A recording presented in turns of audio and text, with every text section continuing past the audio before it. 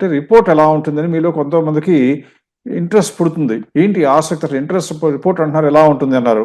ఆ రిపోర్ట్ చూపించాలంటే ఇప్పుడు ఒక్క క్షణం స్క్రీన్ మీద గనక మీరు ఫోకస్ చేసినట్లయితే సత్యనారాయణ అనే పేరు అందరికీ ఉంటుంది కాబట్టి ఈ పేరు దాచటానికి ప్రయత్నం చేయలేదు. అంత మాత్రాన క్లయింట్‌ని అనౌన్స్ చేస్తున్నామని కాదు. ఈయన ఒక పోర్ట్‌ఫోలియో పంపారు కాబట్టి ఆ పోర్ట్‌ఫోలియోని మీకు అకాడమిక్ రీసెర్చ్ ఉండటానికి వీలుగా ఇనీషియల్స్ తీసివేయడం జరిగింది కాబట్టి సత్యనారాయణ గారని చూపించడం జరిగింది. ఈయన పోర్ట్‌ఫోలియో గురించి జనరల్‌గా స్కోర్ గురించి స్వాట్ స్కోర్ గురించి కొద్దిగా ఎక్స్‌ప్లెయిన్ చేసిన తర్వాత ఆయనకున్న స్కోరు ఈ ఇక్కడ పర్టిక్యులర్ క్లయింట్ చూస్తే 93 స్కోర్ ఉంది. అది బ్యాడ్ కాదు మంచిదే. కానీ ఇంప్రూవ్ అవ్వడానికి ఇంకా ఛాన్స్ ఉందో లేదో చూడాలి కదా!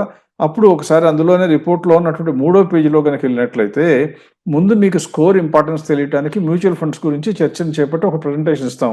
అందులో ఏం కనపడుతుందంటే ఏ మ్యూచువల్ ఫండ్ ఇప్పుడు బ్రహ్మాండంగా మా టాప్ ర్యాంకుల్లో ఉందో వాటి స్కోర్ ఈ మధ్య కాలంలో చూస్తే ఎలా ఉందా అని చూస్తే 96.85, 94.95 మ్యూచువల్ ఫండ్స్ కొన్న ఈక్విటీసే, మీరు నేను కొన్న ఈక్విటీసే.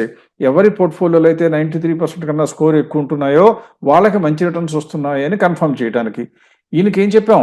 ఈ పర్టిక్యులర్ సత్యనారాయణ గారి పోర్ట్‌ఫోలియోలో 42 షేర్లుంటే అందులో 3 షేర్లు మంచివి కావు. కేవలం 3. అందుకే ఆయన స్కోర్ 93లో ఉంది. ఒక్క షేర్ కొనుక్కుంటే చాలు మీది 93 నుంచి 100కి అయిపోతుందని చెప్పడం జరుగుతుంది. సో, అందువల్ల ఈయన అదొక్కటే చేస్తే చాలు. 3 షేర్లు అమ్మేసి ఒక షేర్ అనేది కొనుక్కుంటే చాలు. వెంటనే ఏం 3 షేర్లు అమ్మాలి అని మీరు అడుగుతారు. ఇక్కడ స్క్రీన్‌లో ఉన్నాయి చూడండి. అన్నీ హోల్డ్ అని కనపడుతుంది. ఒక్క ఎటర్నల్ మాత్రం సెల్ అని కనపడింది. అంటే ఈ ఒక్క కంపెనీని మాత్రం అమ్ముకోమని చెప్పడం జరిగింది. ఆ తర్వాత జేఎస్‌వాల్‌ని ఒకటి అమ్ముకోమని చెప్పడం జరిగింది. జియో ఫైనాన్షియల్ సెల్ అన్నా, స్విచ్ అన్నా కూడా అమ్మేమనే అర్థం ఇందులో.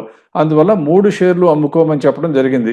ఈయనకున్నటువంటి 42 షేర్స్‌లో కూడా 3 షేర్లు అమ్మేసి ఏం చేయాలి? ఒక కంపెనీ కొనుక్కోవాలన్నాం. మీకు అనుమానం రావచ్చు. ఏం కంపెనీ కొనుక్కోమని చెప్తారు అని.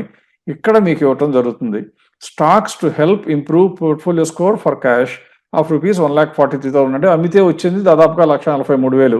రౌండింగ్ ఆఫ్‌లో కొద్దిగా ముందుకి, వెనక్కి కొద్దిగా పైకి, కిందకి అవుతాయి కాబట్టి మార్కెట్ రేట్ రోజు చివరికి మారవచ్చు కాబట్టి స్టెర్లింగ్ అండ్ విల్సన్ గనక కొనుక్కున్నట్లయితే 1,44,452 దాదాపుగా అమ్మిన వాల్యూకి సరిపడా కొనుక్కుంటే మీ స్కోరు 100కి 100 అవుతుంది అని చెప్తుందనమాట.